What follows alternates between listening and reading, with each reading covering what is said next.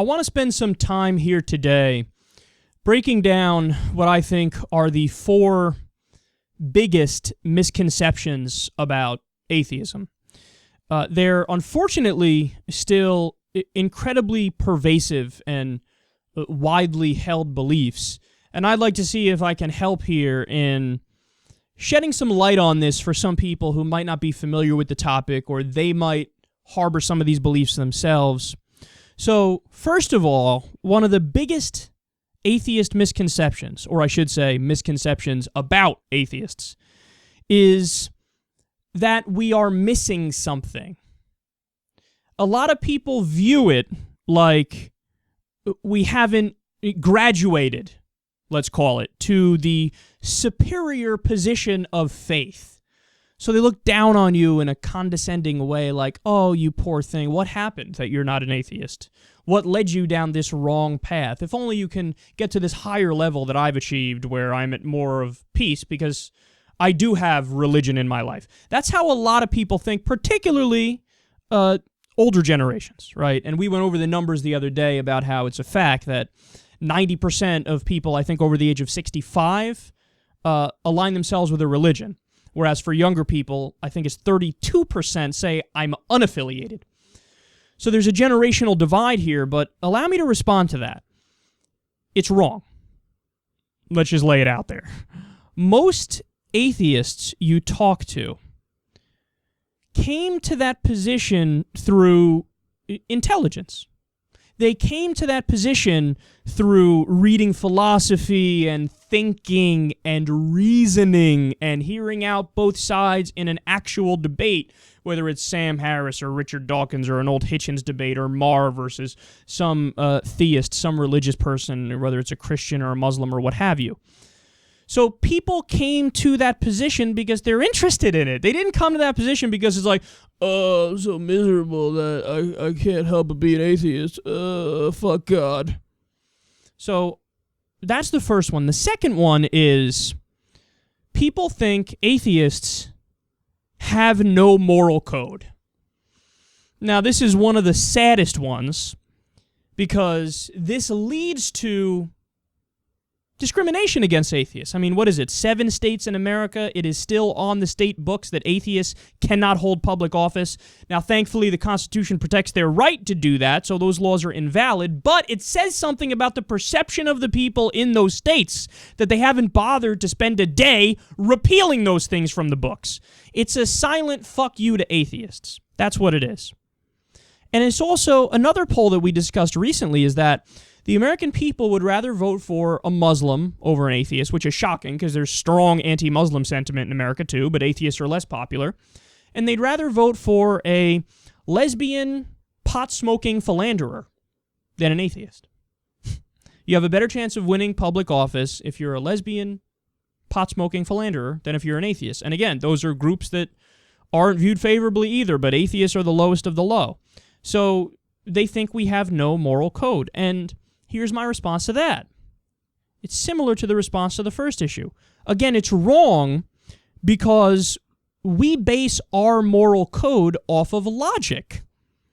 So, I mean, the idea that if you don't believe in God or if you're not part of a religion that you can't help yourself and you're walking around with a butcher knife stabbing people in the face, it's honestly comical. Because I'm not religious, and I would never dream of hurting another human being. In fact, all it takes is understanding the basic logical idea of, let me not do anything to other people that I wouldn't want done to me. So I don't want to be have my stuff stolen. I don't want to be punched in the face. I don't want to be raped. I don't want to be murdered. So why would I, say it's different for other people? I obviously should respect that sentiment that other people have. In fact, to not abide by that, it just shows that you're a dick. Just shows that you're a bad person. And Penn Jillette has a great point about this, where people ask, like, what's stopping you from murdering people, man? If you don't believe in religion, isn't it a bad thing? You could just murder people. What's stopping you? And Penn Jillette says, I've murdered in my life all the people that I want to murder. 0 people are on that list. How many people are on your list? You scare me. You might want to get out of here, man.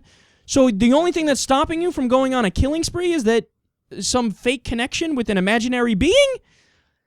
No, that's a problem, dude. That's a problem. That's a problem. So atheists are moral for morality's sake, where religious people are moral for the sake of punishment from a being that doesn't exist. So who's really moral? When you act like that for the sake of the deed itself and for the sake of the moral code and the virtuosity of the action in and of itself, that's better. That's superior. So we base our morality off of logic. We can figure it out, man. If we come together and sit down and have a conversation about what's okay and what's not okay, we can come to more rational, reasonable conclusions than if we open up a book from thousands of years ago and read about people living to the age of 900 and talking to snakes, okay? The book is obviously going to have worse information than what we can come up with collectively and what conclusions we can come to through using our minds. Now, the third thing is people often think that atheism equals nihilism.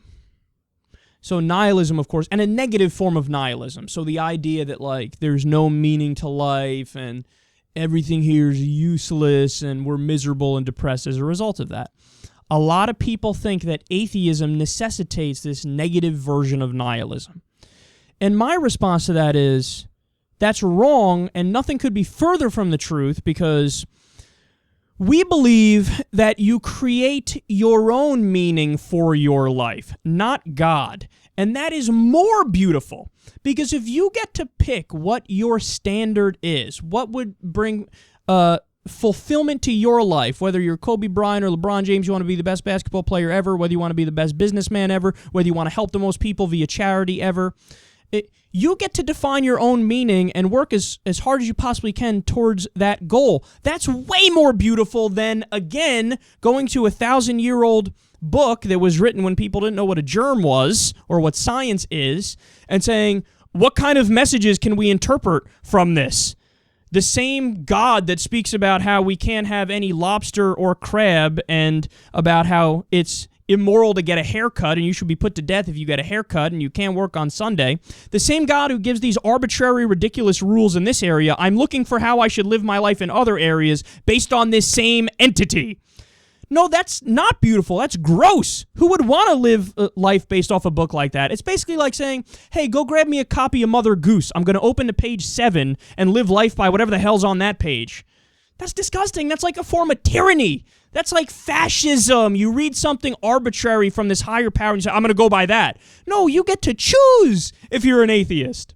And I've always argued that while there may not be an objective meaning to life, because it hasn't been proven, if you have a strong subjective meaning, it feels the same as if it's an objective meaning to life. You create your own meaning, and you can make it fill you with as much joy as possible. Okay, so again, it's just backwards to think about it that way. Now, the last misconception is that atheism is a religion, and that atheists who discuss it are fundamentalists. So first of all, to answer the first part of that, allow me to quote Bill Maher. Atheism is a religion like abstinence is a sex position. And also, another Penn Jillette quote here, atheism is a religion like not collecting stamps is a hobby. Hear, hear. They're both right. So not only is the first point wrong, it's wrong by definition. So it's wrong from the jump. To the second point here, I think I can disprove that with one example. And again, the second point is the idea that, well, atheists are also fundamentalists in and of themselves if they talk about their atheism. Well, again, fundamentalism implies dogmatism and intolerance. So in a religious fundamentalist state, they will kill you or jail you if you leave the religion, right? There's plenty of examples of that all around the world. So if our atheism is fundamental, do we jail people for not being atheist? Of course not. And again, there's no set of propositions that you have to buy into. If you're an atheist, there are libertarian atheists, there are liberal atheists, there are conservative atheists. people with all different beliefs. You could be a communist and an atheist, or you could be a capitalist and an atheist. You could be a socialist. I mean, so again, there's no argument where you could say atheism is equal to fundamentalism. And when it comes to living in an atheist state, or living according to a government that's essentially run by non-religious people, what are most of us in favor of? We're in favor of secularism. So we're not in favor of forcing you, if you're religious, to abide by our beliefs. Wrong. Now remember, that is what the fundamentalist religious people want to do. They want to force you to believe what they believe, and if you don't, they'll throw you in jail or kill you, okay? But atheists, we're just secular. So what that means is we believe in freedom of thought and freedom of speech, and you can have whatever belief system you want, right? And we're not going to put you in jail if you're a Christian, or if you're a Muslim, or if you're a Buddhist, or if you disagree with us. Of course not. We just want the state to say hands off of everything. So if you want to have churches, have churches. Want to have mosques, have mosques. Temples, have temples. But the government cannot have a state-sanctioned religion where we force the religion on everybody else. So we don't force anything on anybody. We don't force atheism on you, and we don't force religion on you. We're hands-off neutrality all the way. That's what a secular state is. So if we're fundamentalists, we're the worst fundamentalists ever, because our fundamentalism is a fundamentalist bias towards letting people do whatever they want and believe whatever they want. In other words, it's not fundamentalism at all. And in conclusion here, let me say this. Atheism is the default position. This is something a lot of people don't understand. They think that atheists are arrogant. And, you know, how dare you be so convinced that there is no God in such a dogmatic way? Again, what we say is, we don't think there's enough evidence to conclude that there is, but we don't know. Even Richard Dawkins says, you know, on a scale of 1 to like 7, 7 being certain there's no God, I'm like a 6. So we are the humble ones, and all we are saying is, when you're willing to be objective about this question of God and religion, what do? You have to unweave the propaganda that was pumped into your head, and you have to de-indoctrinate yourself, and then when you wipe the slate clean, what's there?